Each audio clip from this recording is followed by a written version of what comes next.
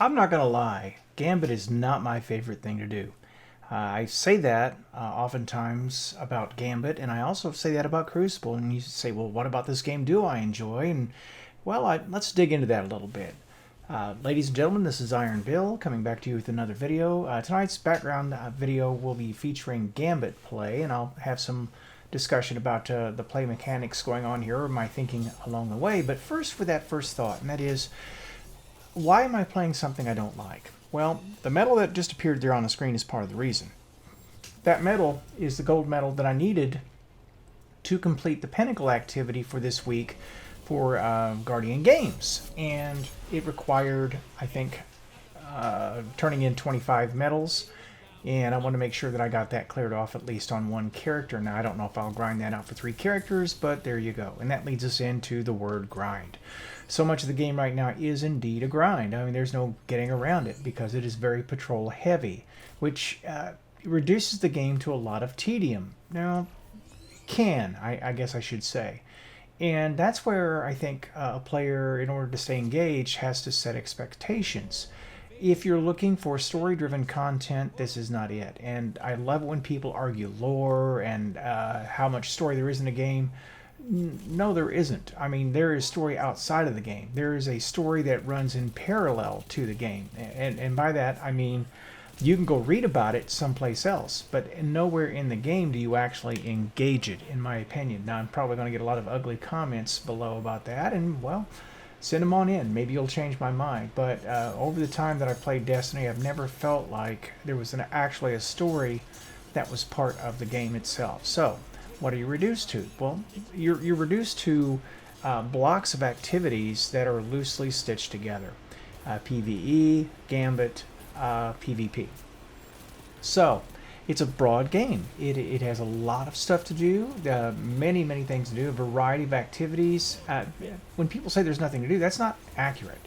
But there's not a lot of cohesion for the activities that exist. And by that I mean, one thing doesn't lead you to another in any sort of narrative way.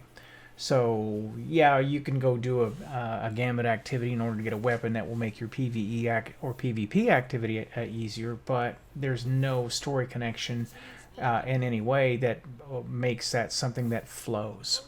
And so, in many ways, the game can feel pretty disrupted. But if you look at this like, okay, it's a social activity, and I do this to get in with my clanmates and just do things, and I don't really care what that is or what story is behind it, then it's kind of fun. And, getting that weapon that no one else has is the goal itself, or getting that accomplishment maybe that no one else on your team has. Now, as far as perfect strangers are concerned, I never have cared about Barbie dress-up, and that is what my character looks like in the tower. And very often I have a Frankenstein amalgamation of armor that is would frighten people. In fact, I've had people throw money at me in the tower because I look so poor. But that aside, I never cared to impress total strangers. But bragging rights for your clanmates, being guys and gals that just kind of needle one another about dumb things. Well, yeah, then it's kind of fun. So I push to get content sometimes just to get it out there, also so that I can help other people through videos see what stuff does and whether or not it's worth it for them to grind for it.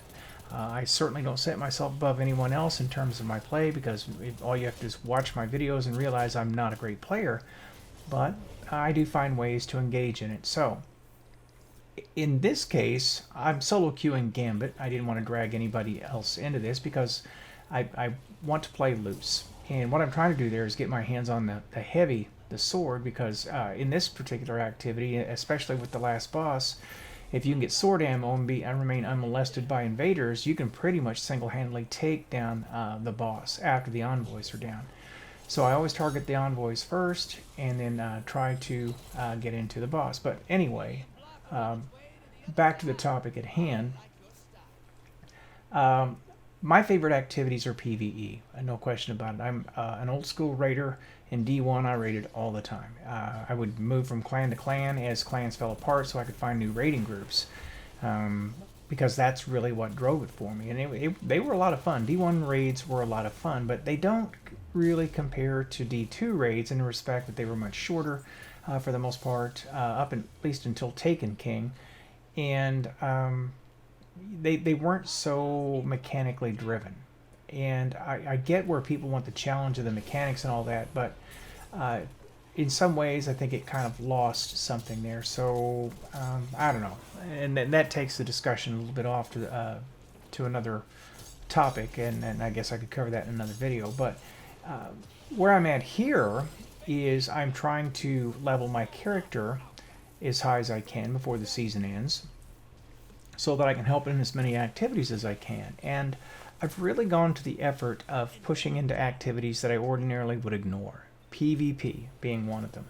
I took about a month and did really nothing, and that was before I joined the clan, by the way, and did nothing but PvP, just so that I would get better at it. And I'm still not a great player. My movement is still awful. My aim is really potato, as I'm going to demonstrate here, because I can't pick a target and just wind up getting taken out. It was a stupid invasion there. Not very well played out, but I will improve.